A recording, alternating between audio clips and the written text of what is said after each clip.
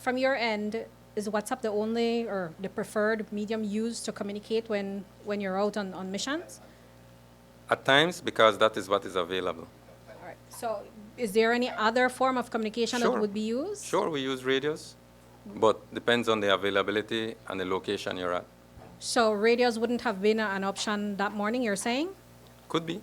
I'm not sure, because it was JIOC conducting the operations. But you as the general, don't you ensure that when your men go out that they're equipped, or your person in charge of operations, would he not have checked those things? It's a JIOC-run operation through the air wing. They know what they need, and they send out that requirement. So JIOC knows all the procedures of the No, B.D.F. the air wing knows what they need for an operation that they've been tasked to do. Okay. And if that was the preferred method that JIOC wanted, then they had to use that. So JIOC determines what is used, you're saying? For certain missions. That area where those men would have been on operation or were supposed to be on operation, data is very, very, very spotty in that area. Like the communication there is, it's very dodgy to me. It would raise some flags that you would rely on WhatsApp in an area where data usage is a challenge. That to me, it poses to me a serious concern, and it puts a big limitation to me on these men who are out there. It poses a major concern to me that we do not have the enough resources to deal with these kinds of missions. Indeed, that is my personal opinion.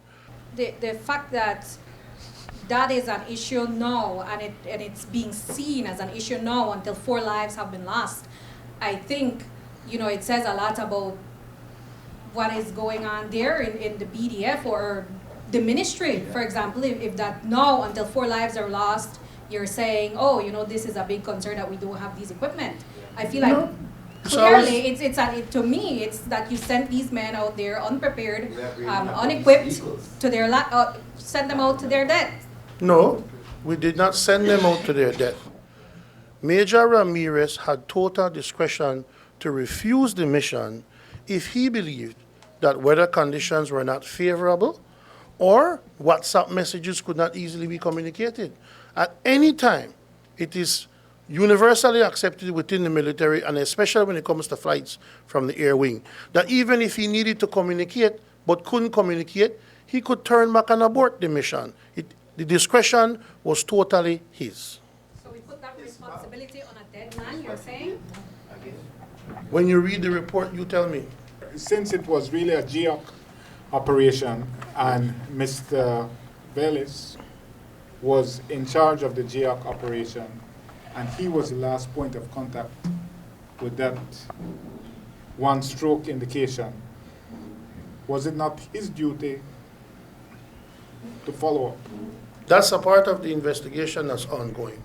Minister, will you be making public these communications, these WhatsApp communications that purportedly had taken place? Absolutely not. It's a joke to you, Pastor Wade, but it's not a joke at all. Absolutely not, Roland. Why, Minister? Because it could expose other members of the security forces. But I thought these communications were just between the persons conducting the operations. And don't you think that would expose certain things, Roland? Don't you think that communication with the captain, the person in command of the helicopter, and the head of JIOC on a mission like that one, don't you think that there would be communication that would reveal certain things that could harm some of our people who are still out there working to protect us?